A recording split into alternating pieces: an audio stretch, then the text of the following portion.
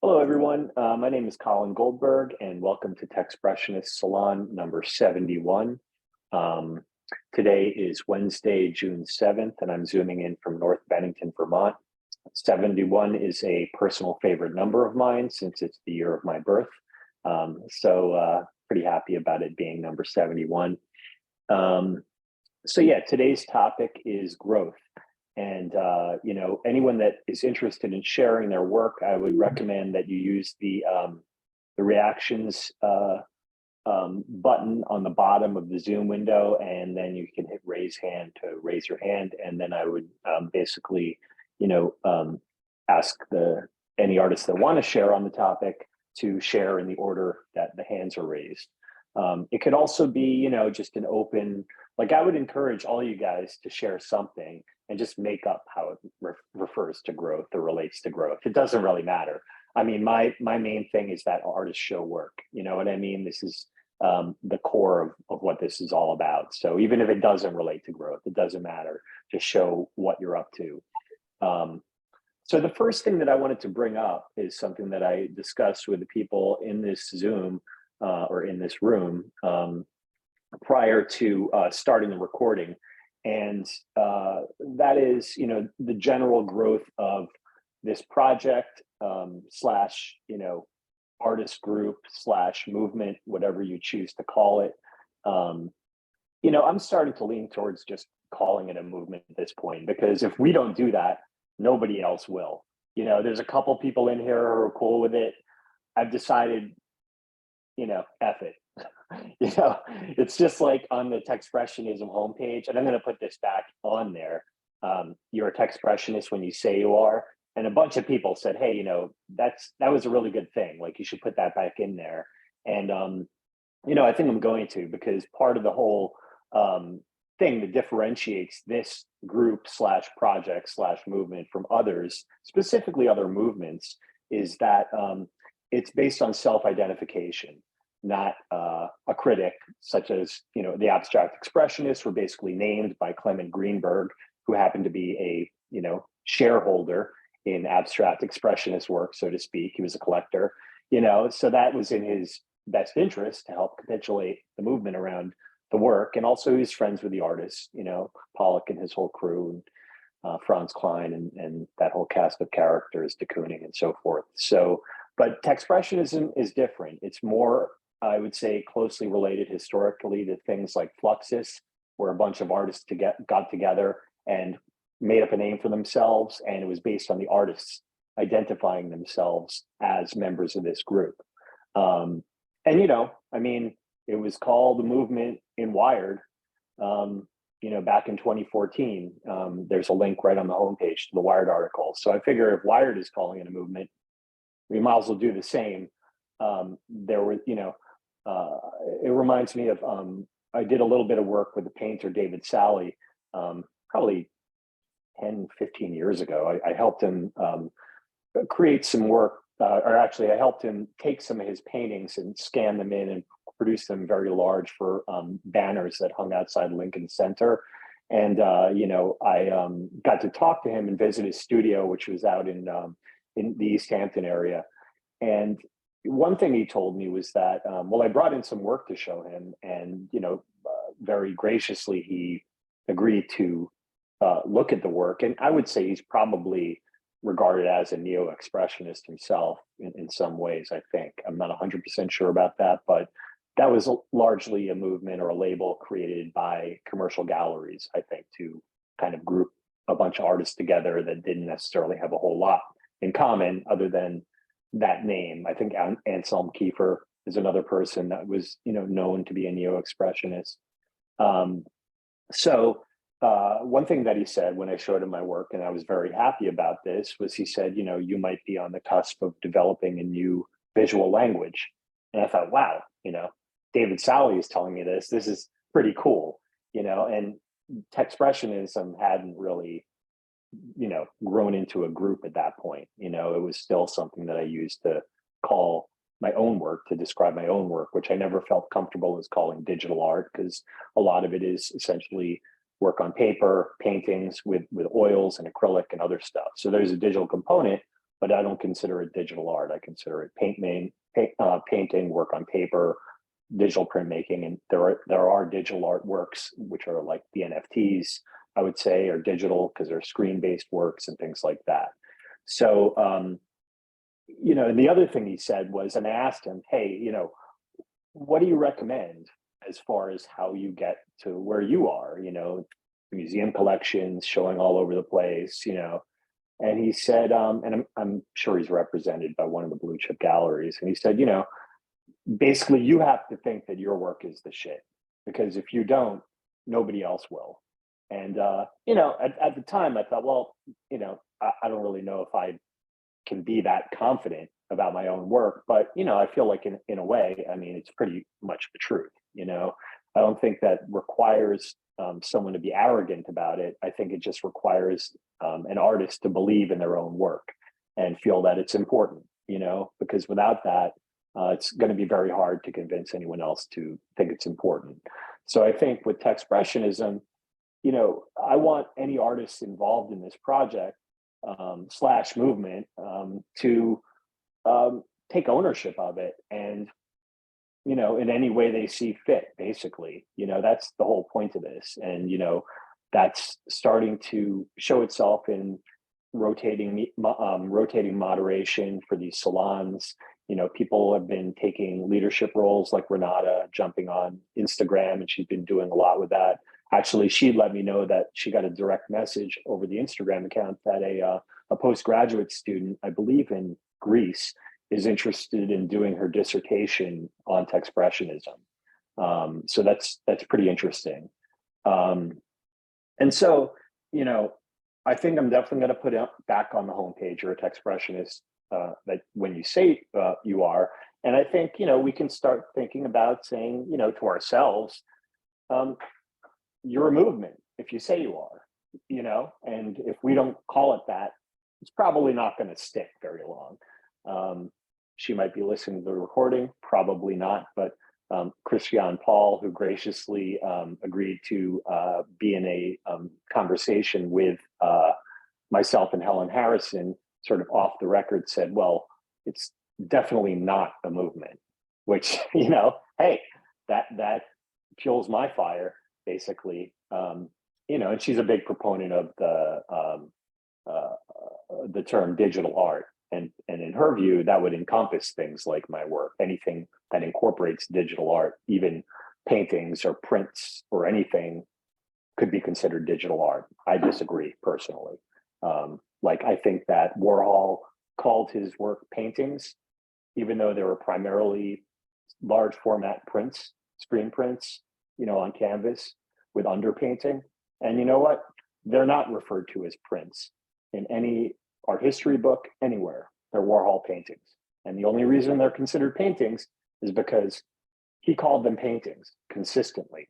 You know what I mean? So there goes a lot to be said for that. The artist, defining their own work as they choose and sticking with it, and each one of the artists in this room has come up with interesting terms to describe their own work. I'm looking at Tommy right now, with the way that you describe your work. And I'm pretty sure that's something you came up with, and so, and Roz as well. And a lot of the people here. So, and those, are important things to keep alive.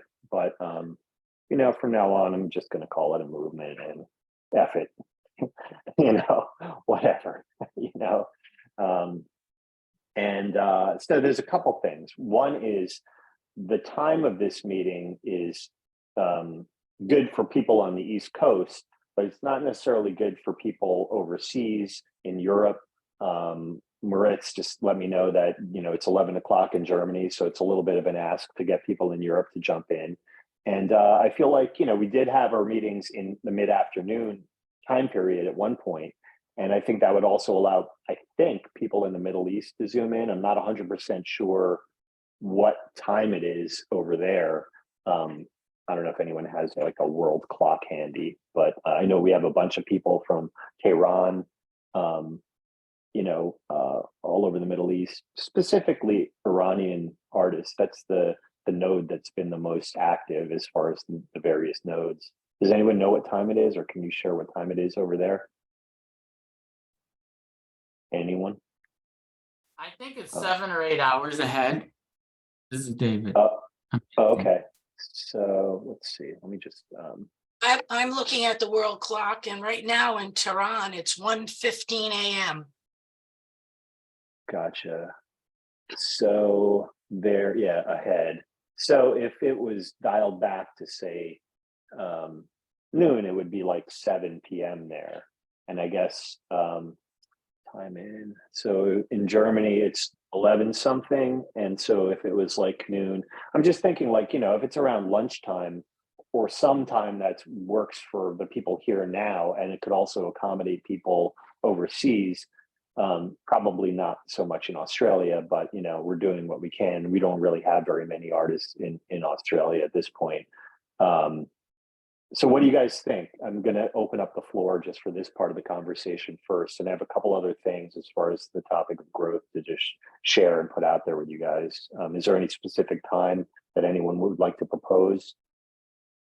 Well, actually, I think that noon might work even for people in Australia, because midnight is not the end of the world if people are 12 hours ahead compared to 4 in the morning. But we also had talked about, sorry, I thought I was on Do Not Disturb.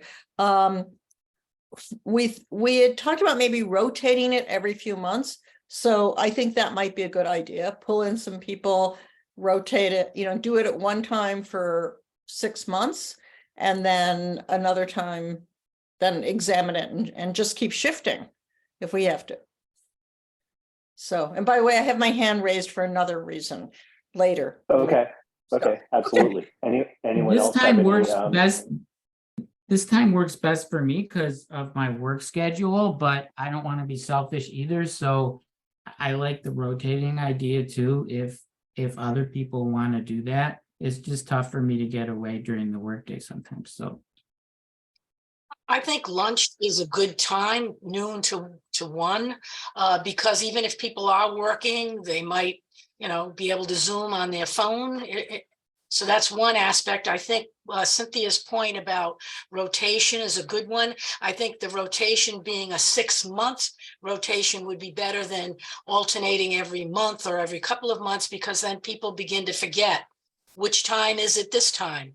And even though you send out those wonderful notices to us, Colin, you know, people aren't always looking at the time stamp on that. So I think, you know, if you're going to rotate, I think a 6-month rotation makes sense. And then people get in the groove of a particular time, because we don't want to lose people because they don't know what time we're meeting. And even though they could look at their email, they may not. So anyway, that's my 2 cents. Anyone else? Hi, it's Roz. Hello to everybody. Haven't been here in a while. It's been a lot going on, but I know you have a lot too. I kind of like the idea of going to a lunch, 12 noon idea. And I know not everybody can do it, but I agree with Cynthia that, you know, you do it for 3, 4, 6 months, whatever. And, you know, with as many people, there's sometimes a lot more in this and less. It's not going to satisfy everyone, but I agree it might be nice to have a rotation. And I wondered if any of you have talked about having it once a month rather than every 2 weeks, you know, so you get a little hungry for, I don't know, maybe every 2 weeks is more important to other people. And I really value this group very much. And I just haven't been able to be here. But I was wondering about that. I mean, has that been brought up at all? Because I still think it'd be a very important meeting, even if it's once a month. Just we all have so much information coming into us, or I'm speaking for myself, that I'm being more and more selective, and I'm a little bit older now, and I just only have so much time, you know, and working on my work and everything. So opening that up to the floor. Anyone else have any thoughts on that? Moving to a once a month schedule? Yeah, I agree. I was actually thinking maybe once every 3 weeks instead of every other week.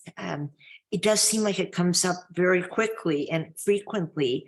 I'm in California, so for me, this is like 2:30 in the afternoon. It's right in the middle of my work day.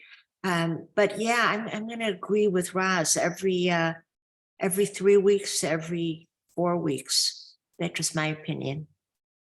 I actually like that idea too. I mean, part of it is selfish that it's less work for me. Yeah. Also, this time really doesn't work for me anymore. There's been a change in my life circumstances. Usually I have my daughter, and it becomes tough. I know that I don't want her to be playing Xbox during the time we have together, or only playing Xbox.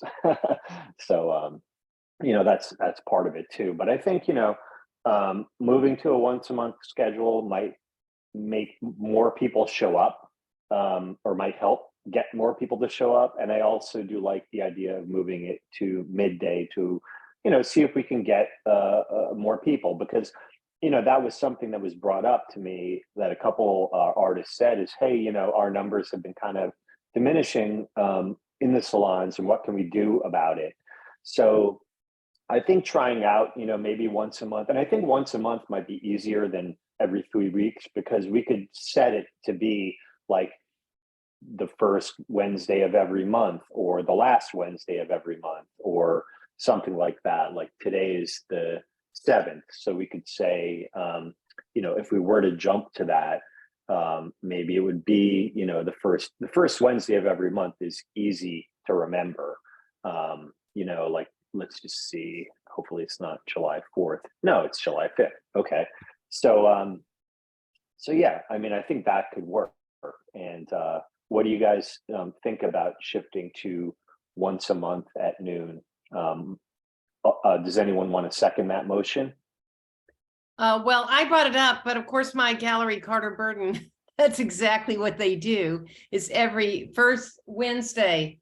What are we doing it on Wednesday? I mean, I can't be the only person. I mean, I know I haven't even been here in a while, but well, it doesn't have to be the first Wednesday. I mean, it could be the last Wednesday, or it could be the second Wednesday. But I kind of feel like either the first or the last is just something that's easier to remember for everyone. Does it have to be a Wednesday? Is everybody on? Because we could just no, it could be like a Tuesday. What would work for me in terms of scheduling.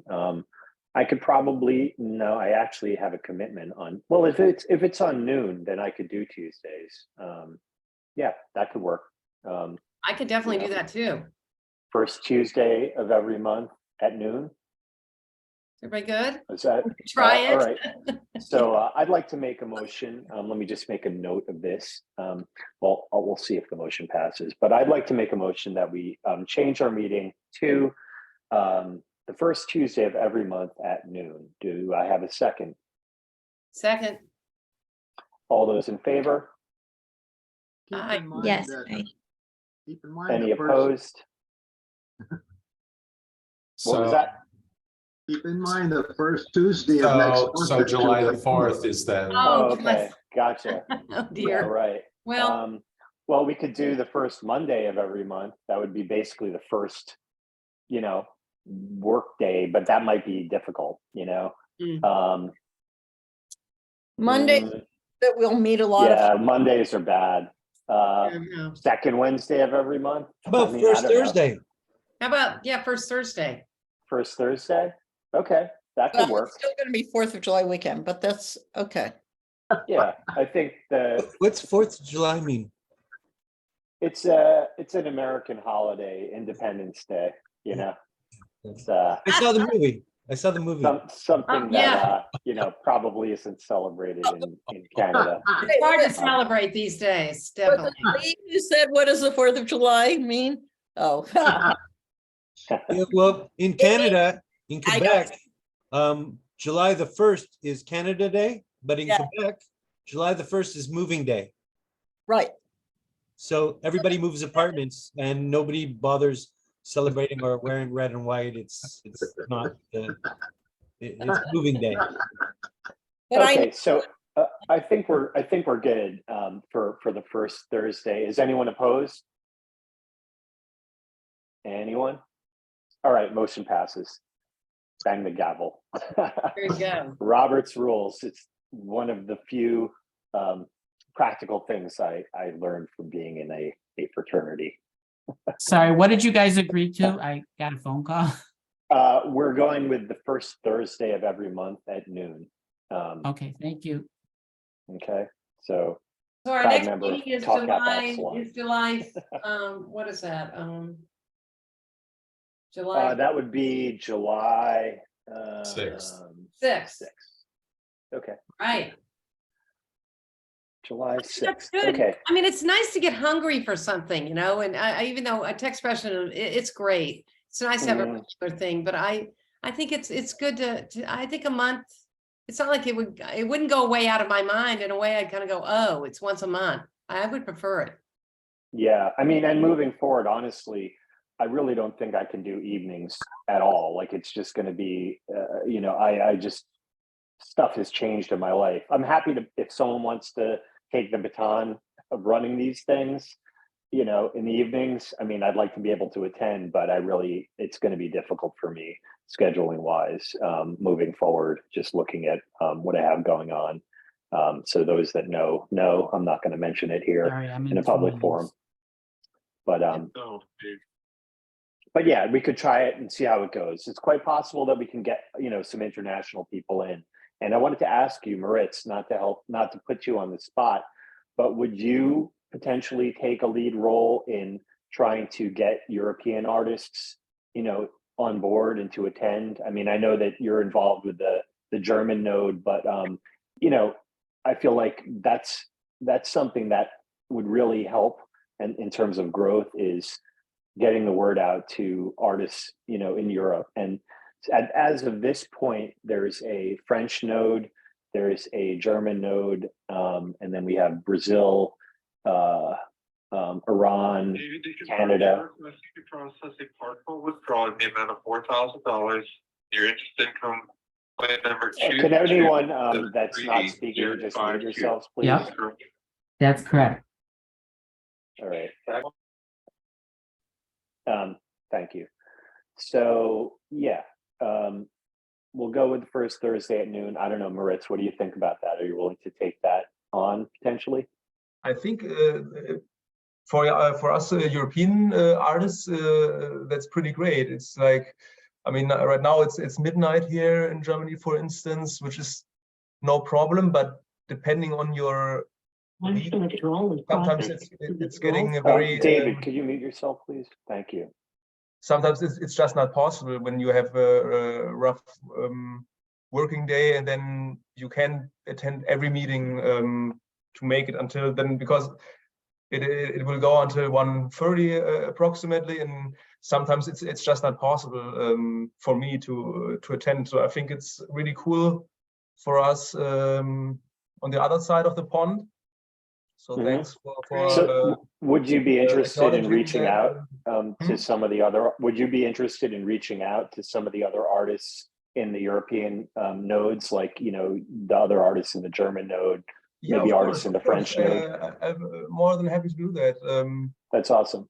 I will, yeah. So also try on my Instagram account, maybe have some calls, or yeah, just reaching out to the other nodes. Like, of course, I think it's would be very nice to grow a bit further here in Europe. So I completely agree, and I do my best. I think that'll be good. Promise, and Brazil is fairly close, 6:59, so it's an hour ahead of the Eastern time. And there, Tomas, I know, is taking a lead role in the Brazilian node. And also I've been in touch with Système over in the French node. If you guys aren't following him, you need to follow him. He's doing some ridiculous animation work with AI. I'll post his, he's a French artist. And he's in the artist index, but it's SYSTAIME. Yeah, so Colin, this is David. So first of all, I wasn't really paying attention. So is it possible to do this on Wednesday instead of Thursday? Is that a problem? The second thing is, if we do it at noon and you want to get people in Asia, like Japan or China, it's like 13, 14 hours ahead. So it'd be 3 or 4 in the morning there. So that's going to be tough for those people. You're going to get it's going to be easier for the people in Europe it's going to be hard for people in Asia if you want to get them to attend. So I'm not exactly sure what the answer would be other than just do the rotation thing. Right. Well, we definitely have at this point far more artists in the index in Europe and active people in Europe versus Asia. And we did have a conversation already. You might have been on your other call about Wednesdays really not being a good day for some of the people. So I think we're going to keep it as it is. Okay. First Thursday at noon. The first meeting of which will be July 6th. And I'd like to encourage you guys to also step up as moderators. We've had some rotating moderation from a couple people. Lee did a great job moderating, and I know Tommy and Renata and Michael have been all stepping in to like moderate. And I feel like and Renata suggested this, that if the artist comes up with a topic, which we usually do in the sort of our after party / advisory board meeting, and anyone that wants to be on the advisory board, just hang out after the Zoom ends and chill out at the after party, and then you're officially in the advisory board at that point. So that's the way it works here. And yeah, so she suggested that if an artist comes up with a topic, they're basically volunteering to be the moderator for that topic. And I think that's a pretty good suggestion, honestly. Because, if you feel strongly about a topic, hey, you're the mod. That's it. I think that's a pretty good idea. Or actually, you know what? I can't make any unilateral decisions. So I'm going to make that another motion to put out on the floor. I make a motion that whoever suggests a topic that ends up getting voted in as the topic for the next salon will also be volunteering to be the moderator of said salon. Do I have a second for that motion? Second. All right. All those in favor?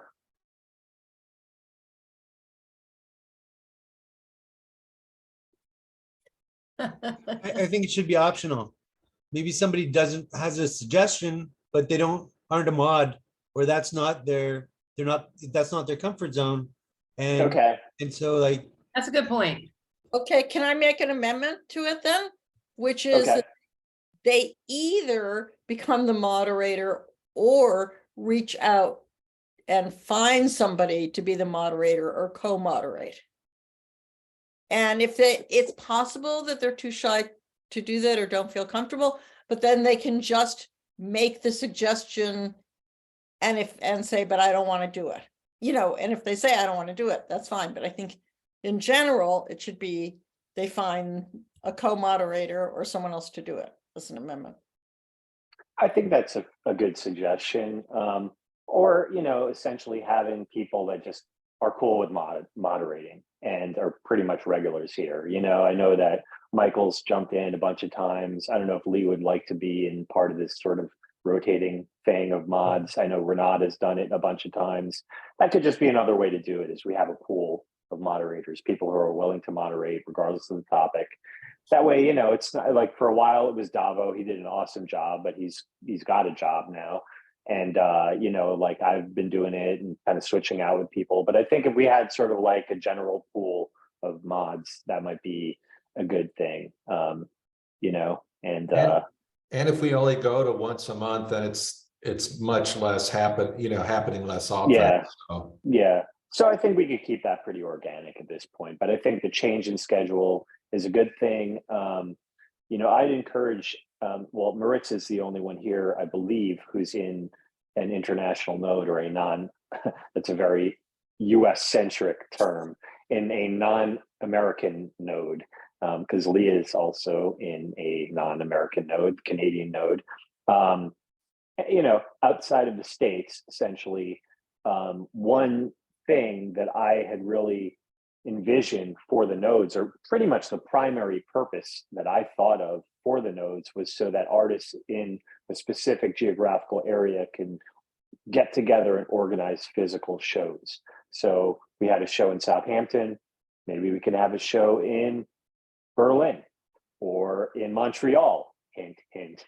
And that could be basically artists, I see that as being, the model could be the way that the Southampton show was formulated, which is artists in the local area in that country or in that city can bring their work down to the space. Like the first thing is find a space, a physical space. Virtual shows are awesome, but physical shows are better. That way you can get press, you can get people, talking about this, and get the regional artists together. Anyone who can get work down there, ship it inexpensively, that would be the core of the show, in my opinion.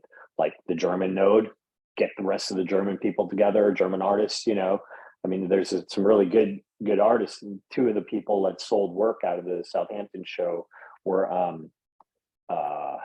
Felix Rothschild and iCatch, both German artists who were pretty awesome. If you're not following them, you should check them out. I think that would be, it's a big undertaking, but if it's something where and I see Tommy, Kingsborough Art Museum, Brooklyn, summer 2024. Nice, awesome. And I'm kind of been trying to work with Paul Miller, aka DJ Spooky, and maybe organizing something at Yale. He's going to be he's artist in residence there now, and is going to be, I think, next year as well. I think it's CCAM, which is what is it? Center for it's something. Collaborative Arts. I spoke there once, and Cynthia joined me for something we did there. Also, yes, you were there exhibiting once, and Vernata just gave a talk there, and I was there. And I'm in New Haven, but I've never met him in person. So right, I think that his residency might be sort of remote primarily, but he's also on campus sometimes. But that could be something that could be pretty cool. And then, as far as international shows go, what I did for the Southampton show was I solicited international submissions that people sent in work to me. And I had, these aluminum panel pieces fabricated fairly inexpensively, where I am, or actually they were fabricated in New York City, and they were, I think, maybe $100 each, and there was a budget to work with from the exhibition center, from the Southampton Arts Center, but it was put together fairly inexpensively. And then each one of those works, I think, was sold for like $750 or something like that, which went wholly to the artists. There was no, actually, no, I think Southampton Arts Center might have taken 30% or something like that. But two German artists and a Russian artist. I believe the Russian artist, Munth, had to be paid in some form of cryptocurrency because he's in Russia. That was interesting to educate the folks over there about that. But so yeah, that's kind of my rant about the nodes. But that's another thing related to this idea of growth. I have two other things, which are, there's a service called Group Tweet that I've been looking at and playing with a little bit. And basically what it is it allows you, and you guys can Google it, Group Tweet. It allows an account on Twitter to have multiple contributors. So for instance, the Techspressionism account on Twitter has been fairly dormant. My bad on that one. There's just too much that I've been doing to be able to concentrate on the Twitter account. But I think that this would be a really interesting way to handle it is, if there are people that would like to, who are active Twitter users, essentially, send me a DM on Instagram with your Twitter handle. Like, I don't use Twitter a whole lot, or just put it in the chat, actually. That would be even better. And I'll put it out there in the various channels. But the way it works is, anytime one of the people on the list, quote unquote, which would be artists who are down with this, uses the hashtag Techspressionism on any one of their tweets, it automatically will get retweeted from the Techspressionism official account, which is pretty hit. Like, it'll hit a whole bunch of new people, get you new followers, and I have to do literally nothing. other than I'll tag my tweets with a hashtag also, but that way it's like the actual group tweeting their stuff, you know what I mean? And that could be their own personal shows coming up, like artwork. I don't care. Like content is content, and the more the merrier when it comes to this. So if anyone is interested in being added to this list, I'm going to self-fund this because I figure it's worth it. There's, and I've been contributing for the hosting and other stuff, which is, I think that's what I'm definitely something I'm willing to do to help move this thing forward. So if anyone is interested in being, connected to the account, just put your Twitter handle in the chat and I will take note of it. There's no downside to it other than your tweets get retweeted by the Techspressionism account, which has some good followers. Believe maybe Tina Rivers, Ryan, and some other pretty good curators follow the account at this point. People from MOCTA, which is Museum of Contemporary Digital Art, stuff like that. So and depending on how many people are interested, then it'll determine, the cost of the level of subscription. We can always add more people as happens. So, and it will still get tweeted out from your account. It'll also get retweeted from the Techspressionism account, but it'll also have your handle on it. So anyone that sees a tweet is probably going to follow you. You know what I mean? People who are interested in it or retweet your tweet are then retweeting your handle also. So, this social media thing, there is sort of like a real basis for it in memetics, if you want to think about things in terms of memetics and the way that ideas propagate themselves through us human hosts. Not going to get too deep in that, but and then the last thing is I created a flyer to be used just locally here in Vermont where I am. I figured there's a cool coffee shop down the street for me, and why not create a flyer that has a QR to the salon sign up? Maybe there's some people, Bennington College is right up the street, and I figure there's going to be some kids running by who are artists who might be interested. So, I could post that up somewhere, share a link to it. Actually, I could even do that while some of the artists are sharing, and then I could share the download in the chat.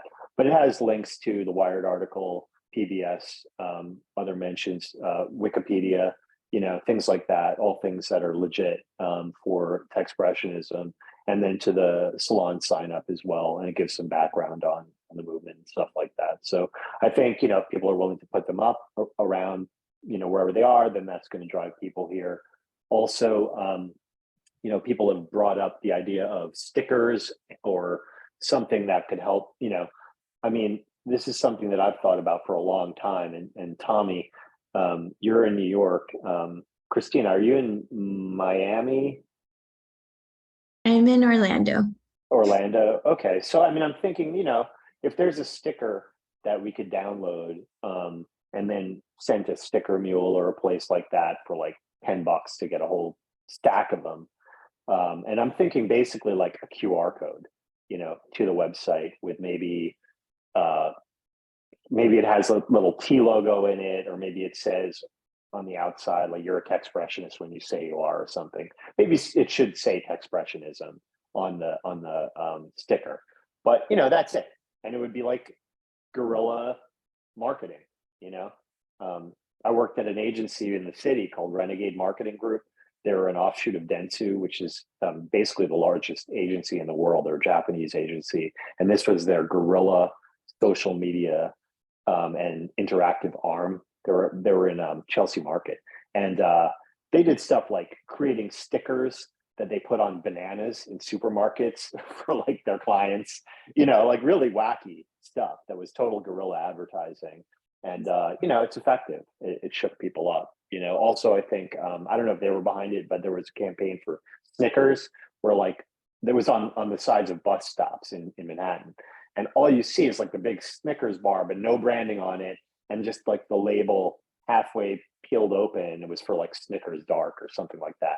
And then on the other side of the bus stop, it was like the Snickers bar with like the light shining on it and you see it's Snickers. So like, you know, there's this, and I actually, one other idea that I had about marketing and advertising, and this might be something where, you know, if we raise some money, we could do it, is to have Google ads that are basically just black, nothing else on them. And, you know, I mean, it could be a fun art project. I mean, I love ad busters and these other things where you're essentially appropriating advertising media as art and messing with people. So that I think would be pretty fun.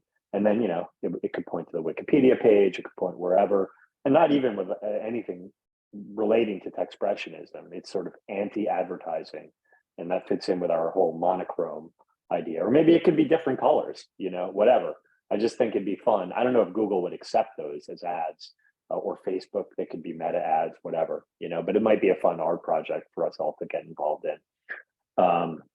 So that's it, you know. Those are some ideas. I'll probably upload something while you guys are sharing. And does anyone else have anything on the topic of growth as per Techspressionism to share before we jump into artist shares? Sorry, I'm kind of coughing now, but I wanted to talk about, I raised my hand when you were talking about the whole concept of Techspressionism. I think I need a little time out though. Does somebody else have something to say about that? Okay, well, I'll plow through and hopefully not cough too much, which is that I think Roz really is aware of this too. The whole history of computer art is very much focused on algorithmic artists and people who programmed their images.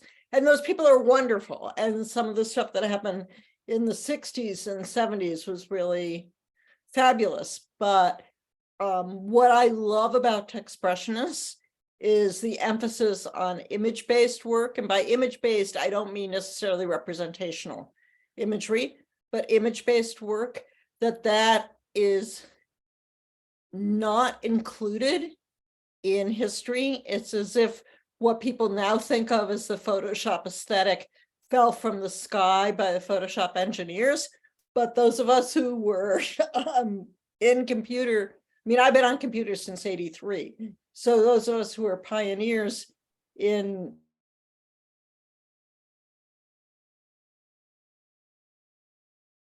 Uh-oh.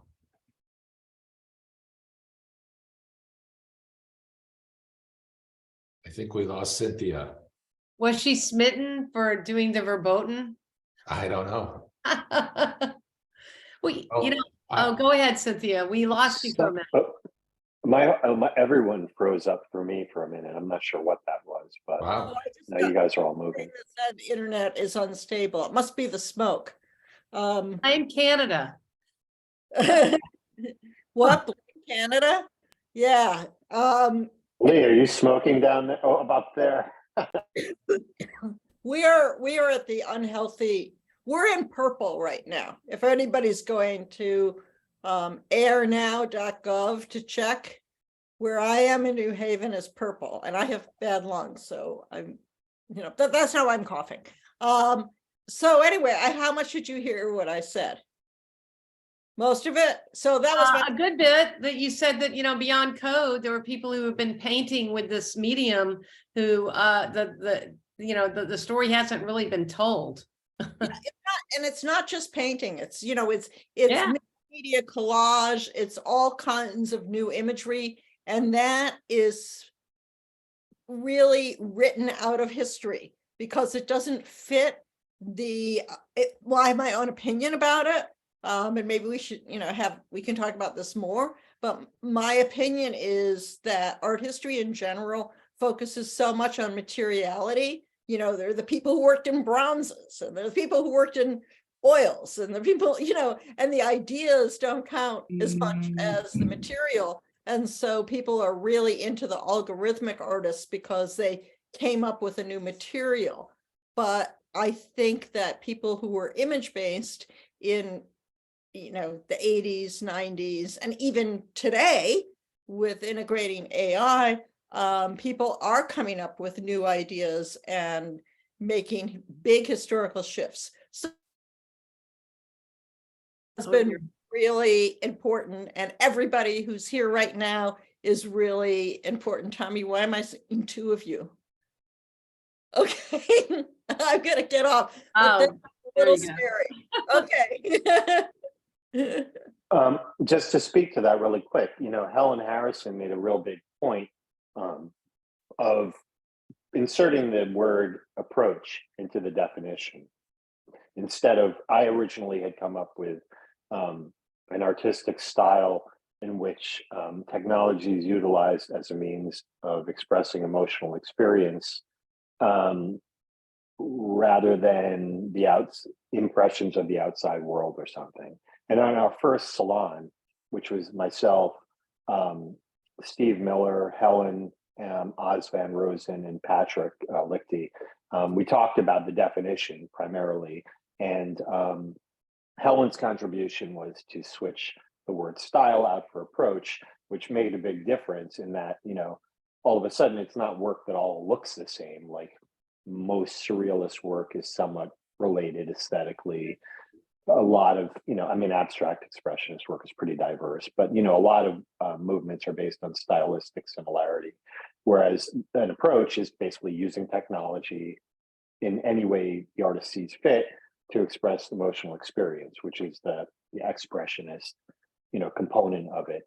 And so I think that is, that's an important aspect of what Techspressionism is, to differentiate it from, a stylistic or material-based grouping. And I definitely agree, Cynthia. It'd be awesome if we had a book to capitulate that.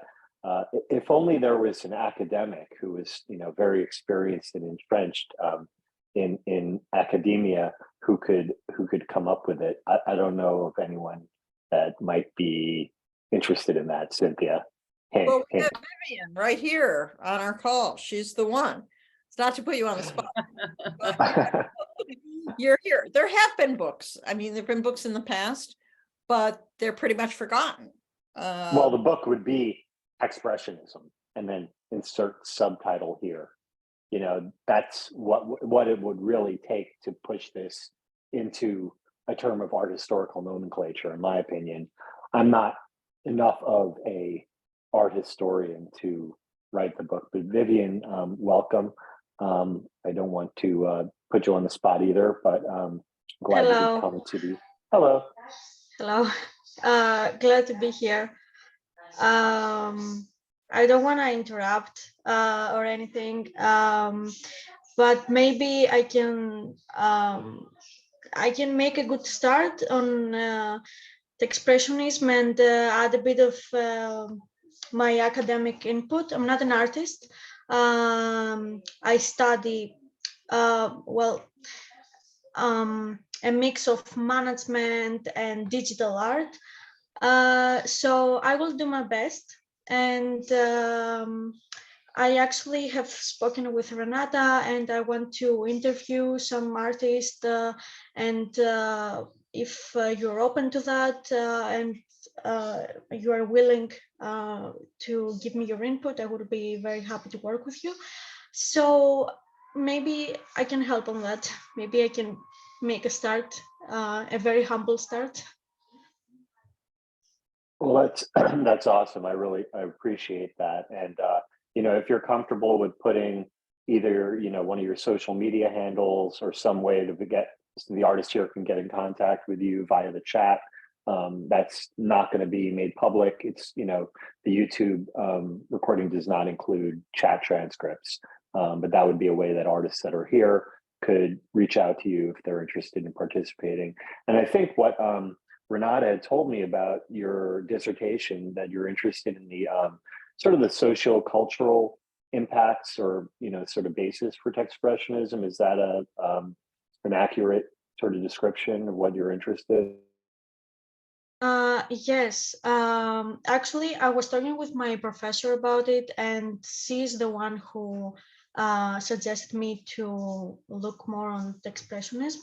And I'm very interested in social political themes.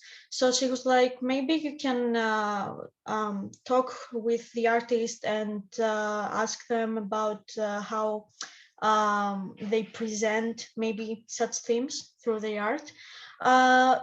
So Renata suggested that I approach the group as a social sculpture. So that's very interesting, and I'm looking into that. I'm still in the process of research and trying to understand it, and watching previous salons. So yeah, it's very in a very humble state. But Well, I if you have really any, appreciate the interest. Yeah.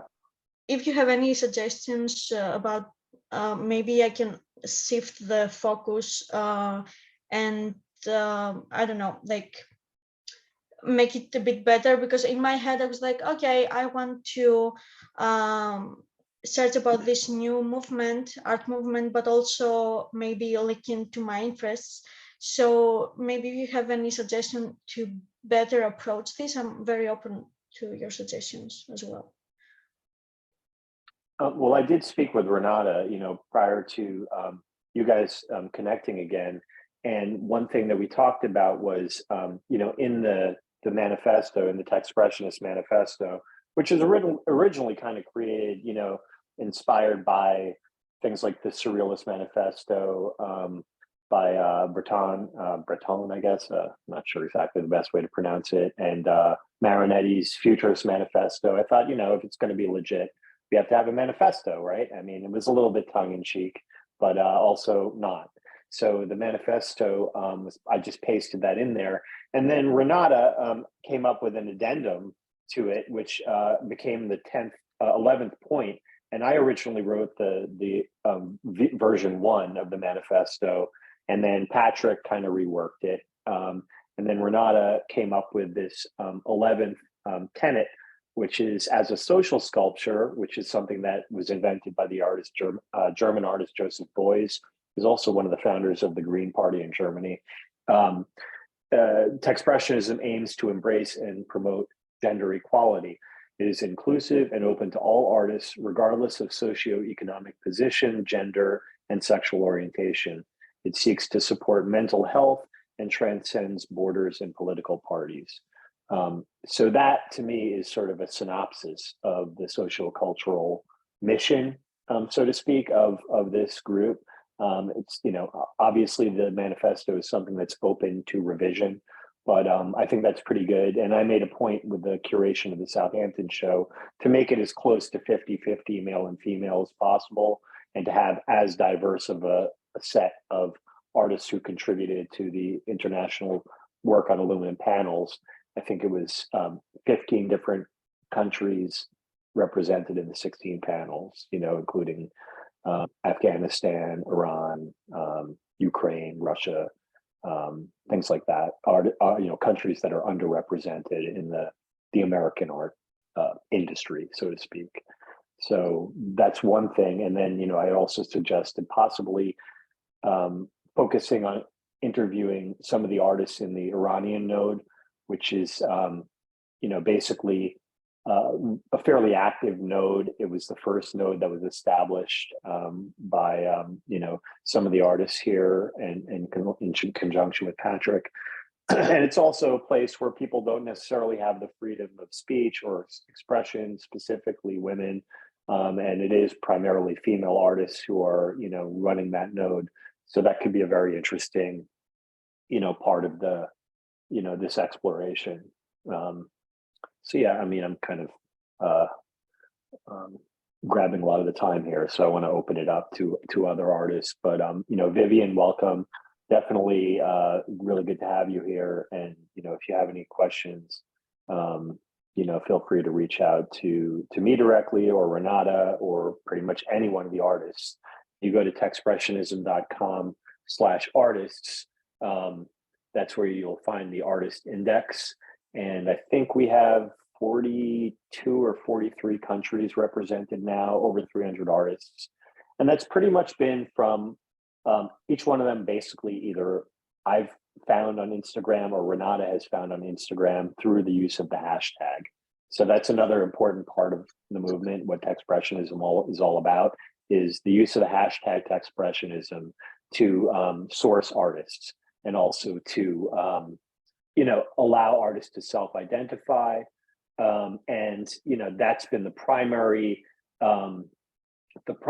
way that this has grown as a meme or an idea is through the use of the hashtag, which is now up to 62,429 posts. And that's within the last 3 years. So I'll post a link to that in the chat too, to the hashtag on Instagram. But that's happening just on its own now at this point, and not doing anything to help spread the hashtag. So I feel like at some point that'll hit a tipping point on its own, and we're just kind of on for the ride. But, I think that if you look at the hashtag, there's some really cool artists in there that most of whom haven't even been to the salons.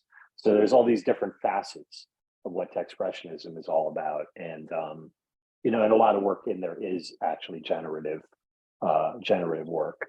So anyway, without further ado, I'm going to call on, well, did everyone lower their hand already? Does anyone want to show Michael? Yeah, I just wanted to quickly follow up with some of what you've said, and you've kind of hit a few points that I was thinking about. But I think one of the unique things with Techspressionism is the technology side of the equation. And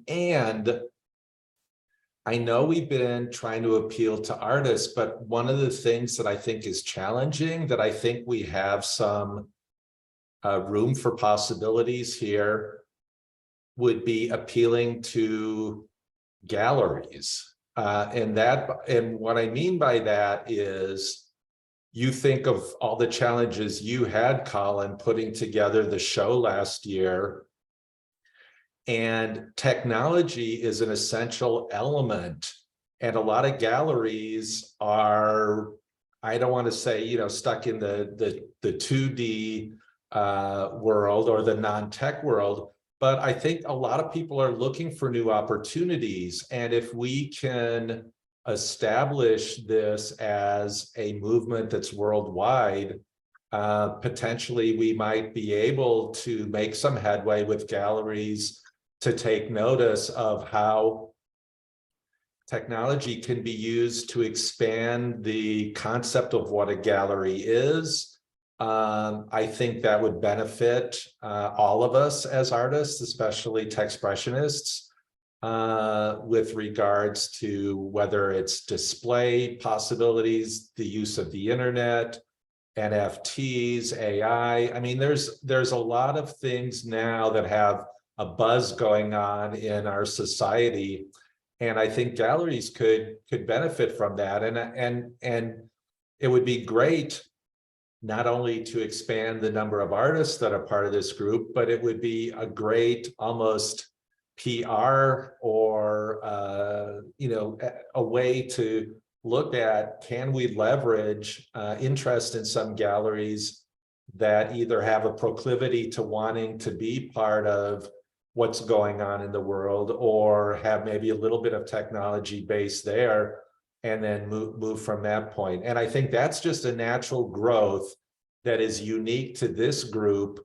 that no other movement has had before.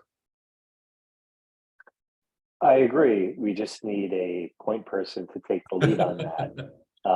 Would you have any interest in doing that, Michael? Oh, I don't know. I wouldn't want to do it on my own, but if I think there it were would need to be sort of like there were a group, number of other artists that would want to be on some kind of spearheading group. Subcommittee. Yeah. To be bureaucratic. To be honest, I am. And to be honest, I am working with some of the contacts that I have in the technology front that are looking at these types of issues. So, I mean, I think there are things that potentially could be happening behind the scenes, but I wouldn't want to do it on my own. Well, one other way to approach it is the way that like Roz drafted a format for the interviews, and then people could take it and run with it. So like if Okay. there's a model to approach galleries with what we're doing, it could be just a draft manuscript Okay. or basically a pitch. You know what I mean? And then each one of us has our own gallery contacts, right? You know, to some degree, varying degrees. So that format could then be used to go and make a pitch for a group show or even a solo show, whatever. There could be multiple ones where it's seen through the lens of Techspressionism. And that really helps grow this thing. You know, there's a couple galleries that seem to, you know, like or, you know, have given me some level of engagement through my own personal account. And that, you know, I always add the hashtag Techspressionism. You know, there's galleries like Bitforms and Postmasters that in, you know, in New York, and both of them have like liked Techspressionist stuff. Even David's Werner, which I was very surprised about and pleased with. So, you know, I mean, who knows? Honestly, we might as well shoot for the sky as far as I'm concerned, with the long shots first, you know, and then, you know, you really never know. I mean, all you can have is rejection, which, hey, if you can't handle rejection, you're in the wrong room, basically, you know, and, but, you know, the Hail Mary never hurts, you know, and I've told this story before, but when I was living downtown in the East Village, I literally called the Whitney and I said, hey, do you guys collect digital art? They said, oh, you know, let me connect you to someone in the curatorial department. So guy answers the phone. Hey, this is Larry. Can I help you? And I was like, hey, you guys, you know, collect digital art? He's like, yeah, we have some digital pieces in our collection. This is like 1999. And I was like, well, you know, I live downtown. I was wondering if I could come in and show you some of my work. And he's like, sure, you know, like what time is good for you? What day is good for you? And I was like, I don't know. And we came up with the time and day and, you know, like the good, you know, 90s, like punk web developer / skater. I had blue hair. So I put on my best suit with blue hair, went to the Whitney, and it turns out it was Lawrence Rinder. That's Larry, the head curator at the time of the Whitney Museum. And I sat down with him and showed him my work. And, you know, he didn't buy anything. He didn't put me in a Whitney, but it just proved to me that like stuff like that can happen. You know what I mean? They didn't know me from a hole in the wall and I didn't show him my work beforehand. So you never know. That's kind of the moral of the story. And I you know, he's not at the Whitney any longer. I think he's out in California as the dean of some art school there. But you know, it never hurts to make that Hail Mary pitch. You never know. So yeah, you know, and I'm trying to give Steve Miller, you know, a nudge to you know, represent, so to speak, because he's got some good stuff out there. You know, he's in the French National Collection and some other stuff, you know, so he's got some good hookups in the art world. Yeah, so any artists want to share their work on the topic of growth or any other topic for that matter? I'll open it up to what you're making right now. How about that?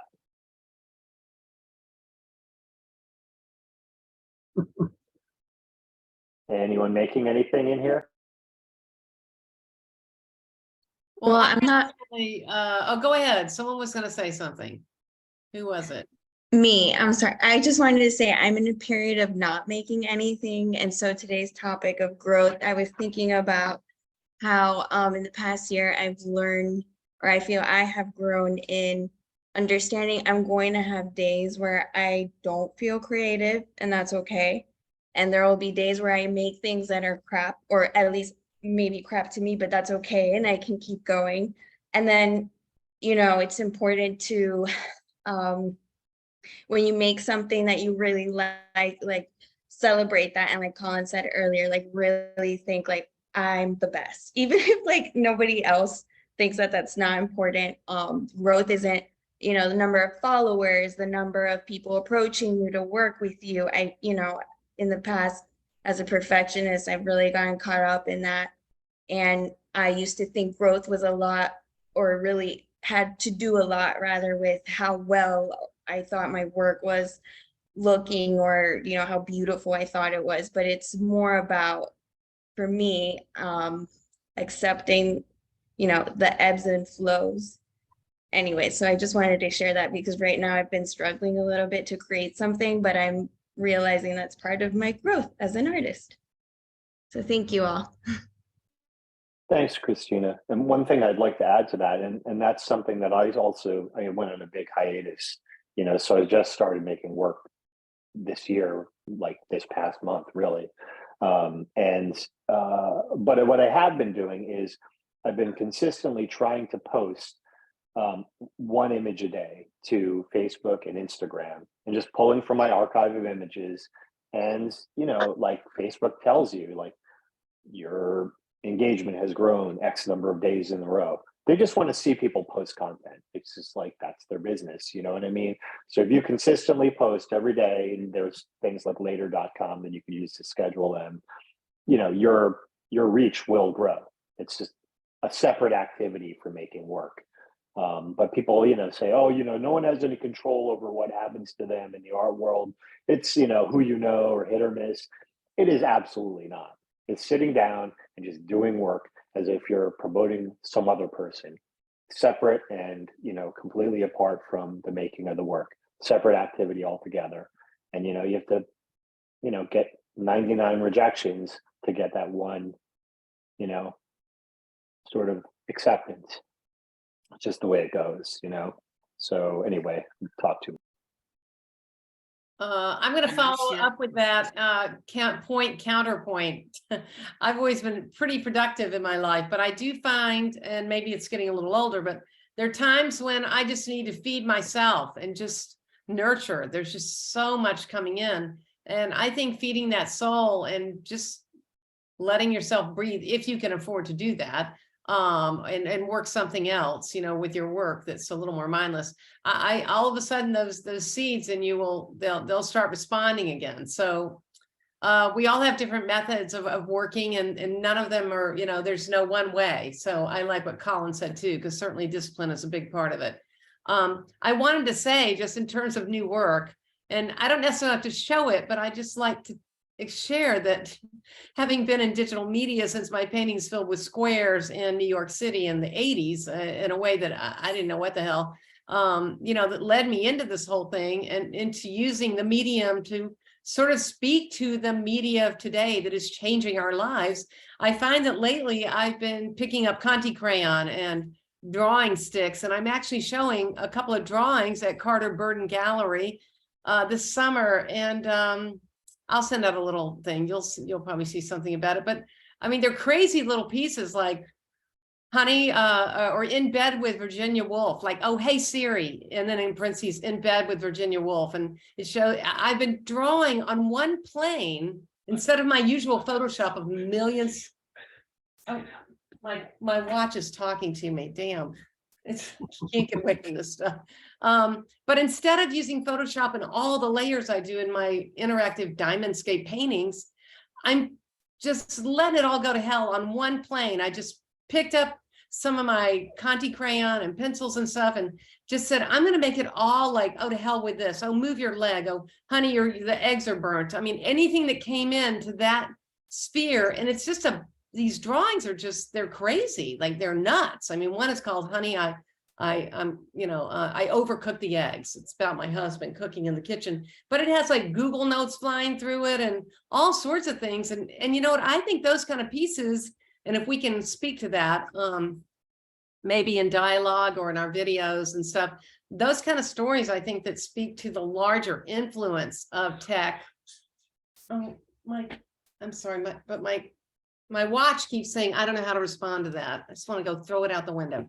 Anyway, so I'm just sharing with you that that's been kind of fun, but am I still very much a part of this group and that this has been an explosion in the world that is, that's changing everything, and it's changing everything. And it's been completely, I mean, in so many ways ignored, except in sort of academia. And I'd say generative art. And I think code is huge. I mean, you know, I learned in HTML. It's great, but you know, just because you use a pigment like alizarin crimson, you know, you don't just talk about the pigment and the beauty of that pigment. It's what are the artists doing with it?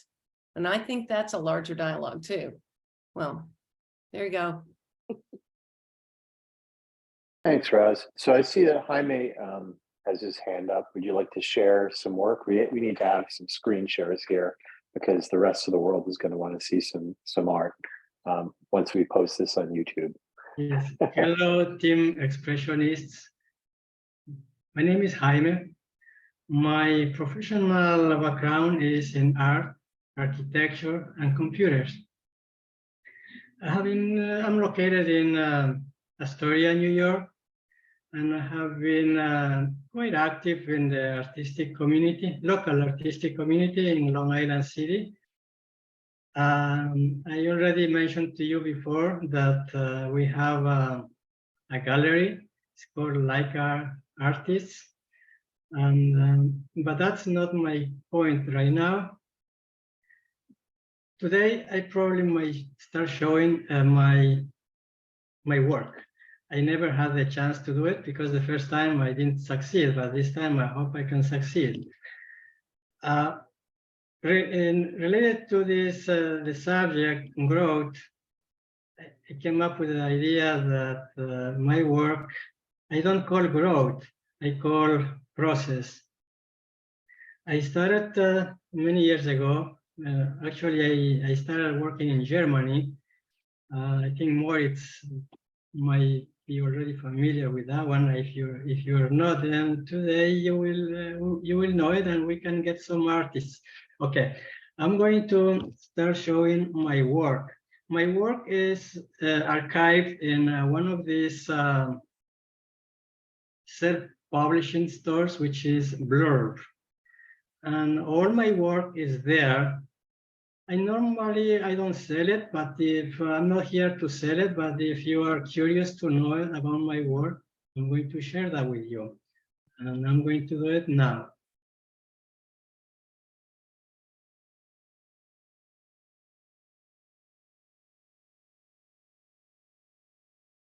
Okay, can everybody see it?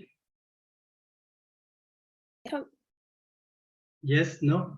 Yes. Okay. You can see it. I started before I started doing this work. It was pretty much in doing architectural designs, but combining art, my experience in art, my experience photography, and then I decided to start using paper and pencil and putting in writing something. And as a result of that, I came up with this idea to have a project, and I called Organic Mutant Architecture. This was based in my experience by living in Germany and using all my creativity and putting in writing. And I'm going to start flipping the pages right now, which is one book out of 17 that I have published. And I'm going to see.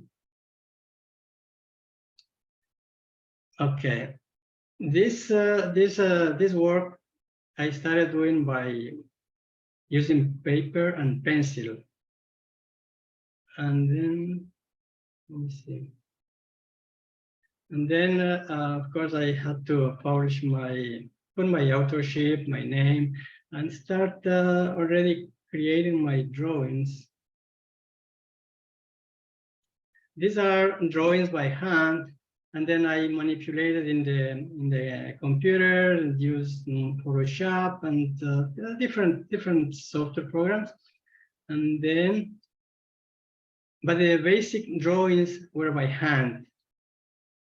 And I'm going to go a little bit quickly that you can have an idea of what exactly my organic mutant architecture is. Based in the characters that I met in my life, meeting good experiences, bad experiences, taking objects for the nature. For instance, this came up as an idea from an airport that I was somewhere in Europe, and then I said, this looks like an airport, and this looks like a shrimp, or this looks like a whatever. But then those are my ideas, and also based in the elements that I see every day, the elements that I work every day. So then I keep putting together, and I like to make this organic. And then when it's organic, that is turning into something living creatures that I'm trying to keep in my records. These drawings I already exhibit in the galleries over here in Long Island City. And also I decided to publish. These are basically buildings, high-risers, because that's what I do. I design high-risers, I design, except houses. I design industrial buildings, I design public buildings, I design all kinds of buildings except house, because I don't have a house, and I don't want to have a house. So instead, I have the flexibility to design all kinds of buildings. So this is book number 1. And then I'm going to see if I can go to show you other books that I have been working.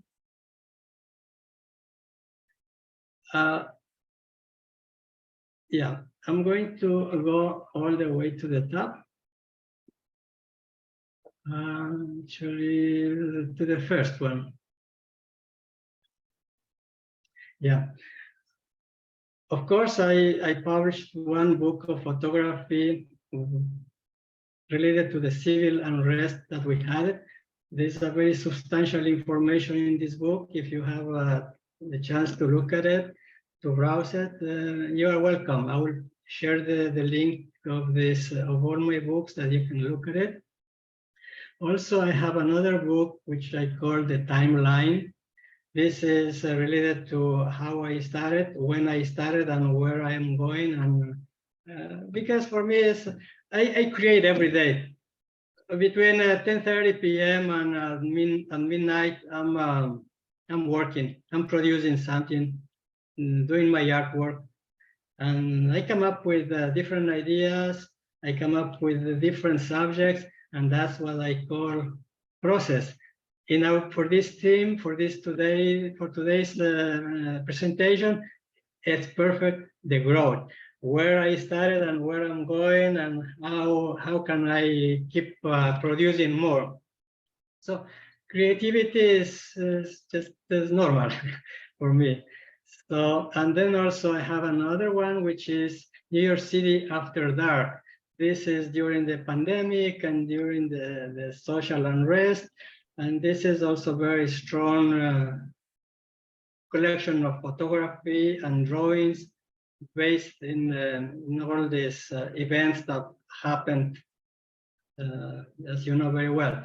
And before that, I created a different types of art, which I called utopian architecture, which is looking at the future of what will happen in many years from now. It's also a collection of pretty substantial, strong images.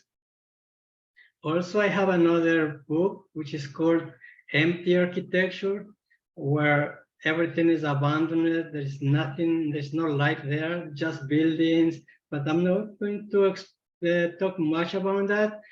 But I would like you to visit, and probably you get some ideas, and then say, hey, I have a work like that, and I can make myself my own, and just do it. Because I don't know if you're familiar with these publishers, but this is a free software that you use it.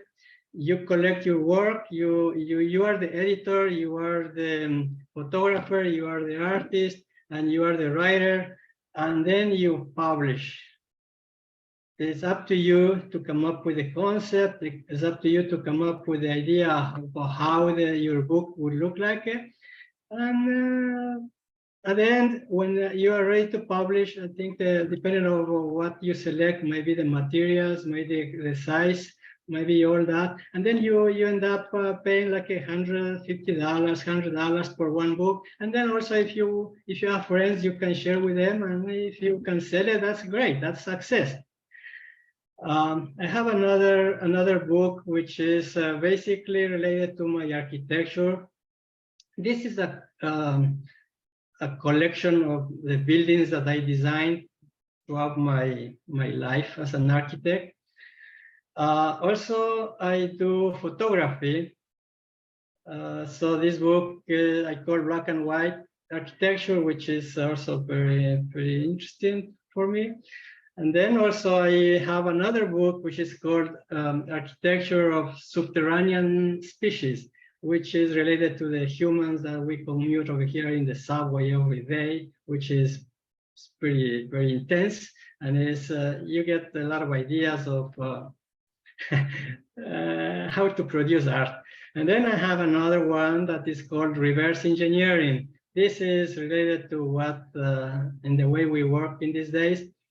We come up with ideas. Oh, it looks like it's brand new. No, it's not brand new. It's already done. Let's go backwards and let's start from the beginning. So it's that's what I call reverse engineering. And then I have another book which is called Urban Explorer. This is about photography, exploring every corner of the city or around the world where you go. You just keep documenting, and then at the end of the day, you can have a substantial amount of images, and you publish. And there's another book that I called Dark. This is really very dark because for some reason I am focused in the dark side, because that's my experience over here.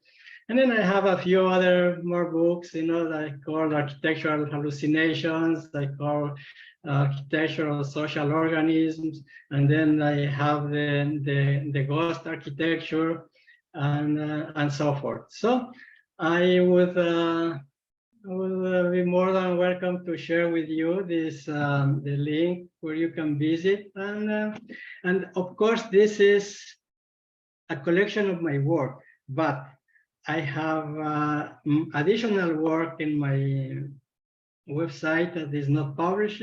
I have right now I'm producing 30 seconds videos or 1 minute videos about everything that I have in my hands: AI, Photoshop, Blender, Revit, MicroStation, and all.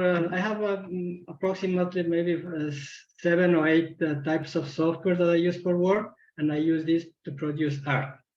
Thank you very much for listening, and I hope you enjoy it. And I'm going to share this the link with you when I stop sharing. Okay, thanks, Jaime. Also, I wanted to let you know, and the other artists in here, that we do have a reading list page that is, basically on the website. Let me just see if I can post a link to it. It's just techspressionist.com/reading. Let's see if that's right. Yeah, I'm going to post that in the chat. Techspressionism.com/reading. So that has the catalog from the Southampton show, which you could buy on Amazon, and also download the ebook. Again, like I publish it on Amazon, I take 0%.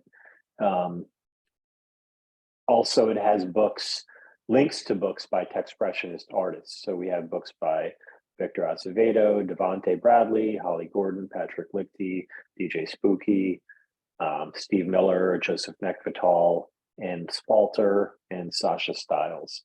And if anyone else in here has any books that they've published, please send me the links and I will add them. I think also we might be adding a section for academic publications that are relevant to Techspressionism. I know Cynthia Beth Rubin, shared a paper that she had written some time ago that is relevant. It's not about Techspressionism per se, but I think that if anyone, in the group wants to share papers that are either published or unpublished, I'd be happy to post them on the website. So, yeah, and we're kind of getting close to time here. We have 5 more minutes. This meeting kind of got into a discussion mode more than show and tell, but let's see who's next. I see Susan. There's Susan, David, and Lee. I mean, if you guys can each do a quick share, we can get everyone in like 2 minutes, essentially, like just show some work, you know, because we don't really have a lot of time left. I apologize.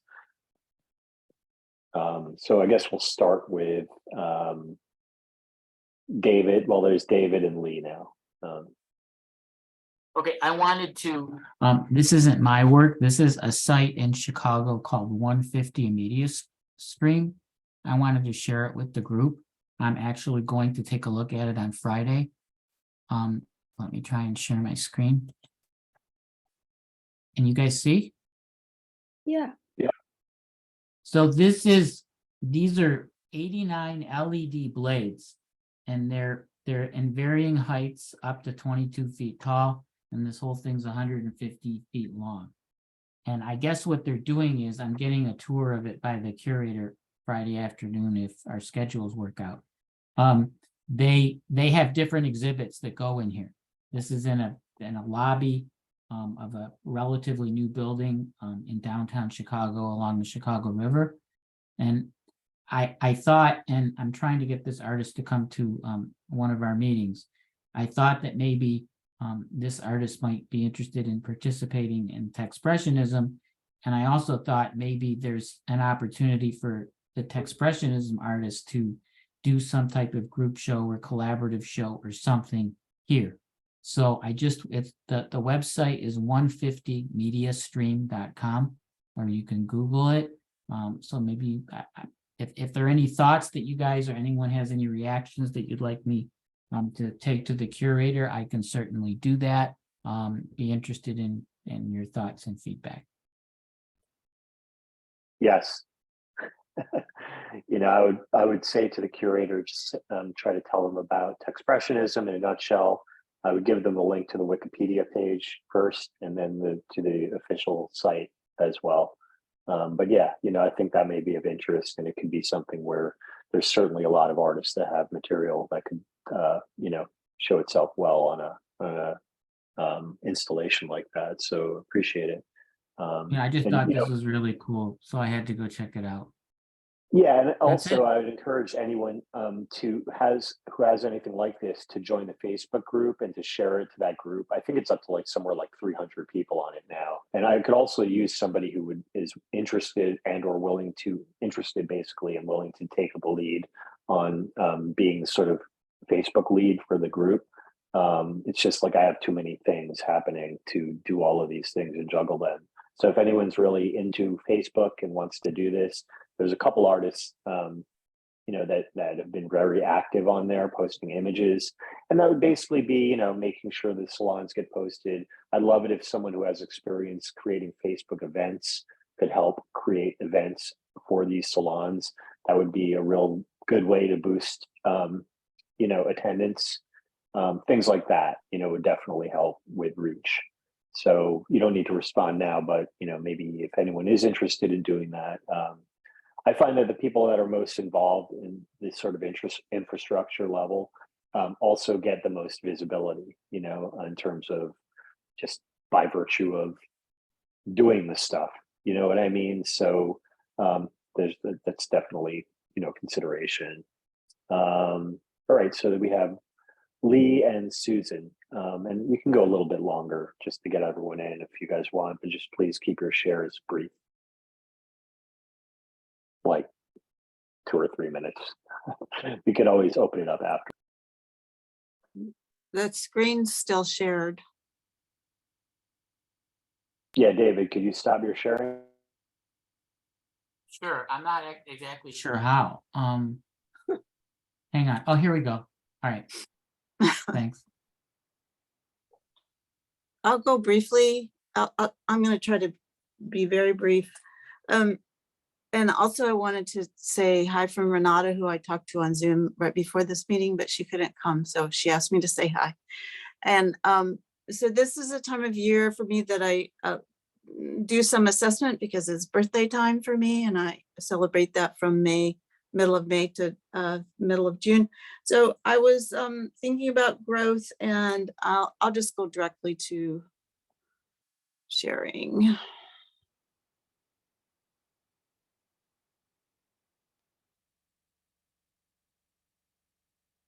Okay.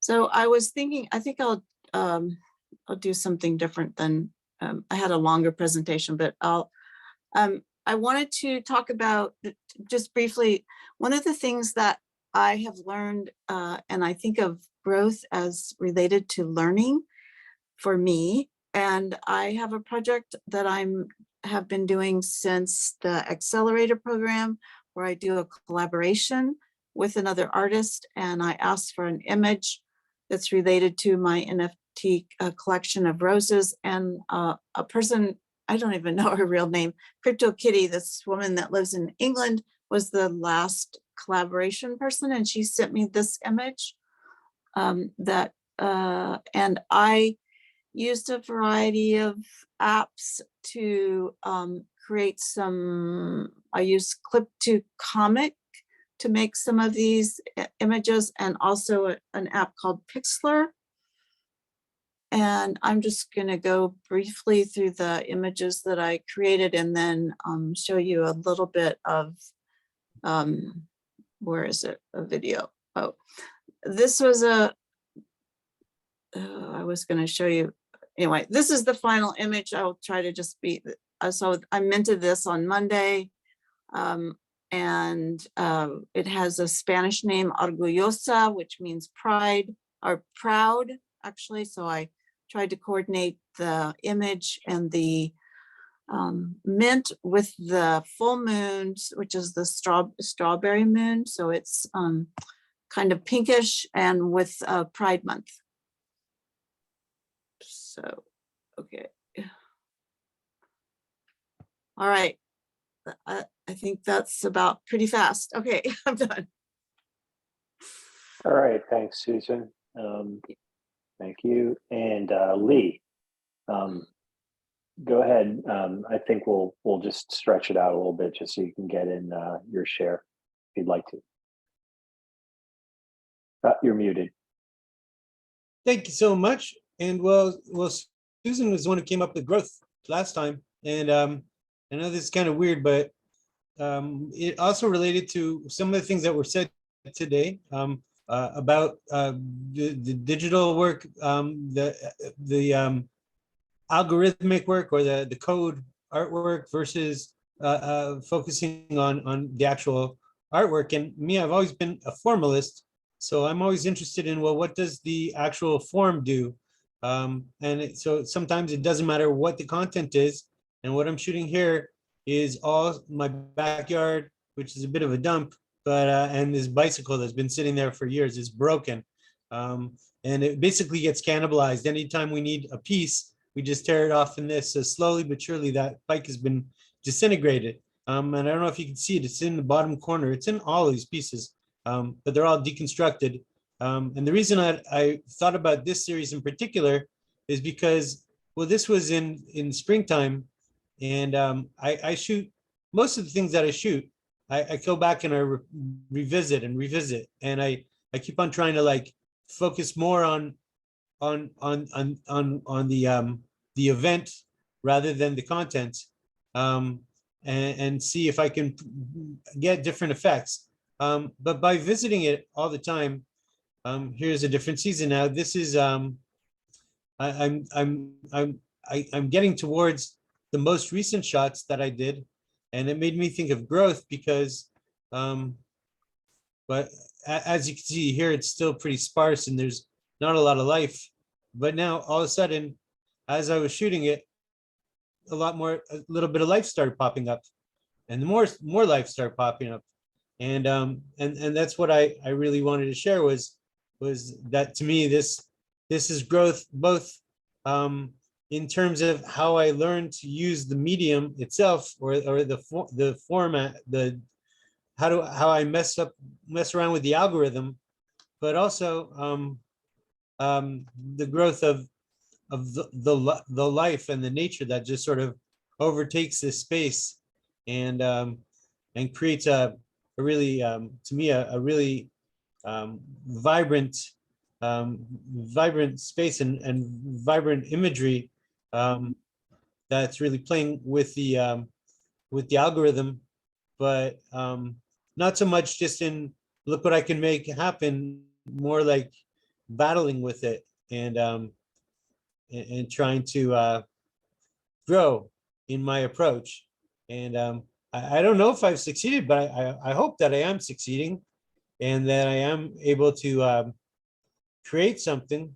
And for me, part of it isn't even so much the end result, it's the process.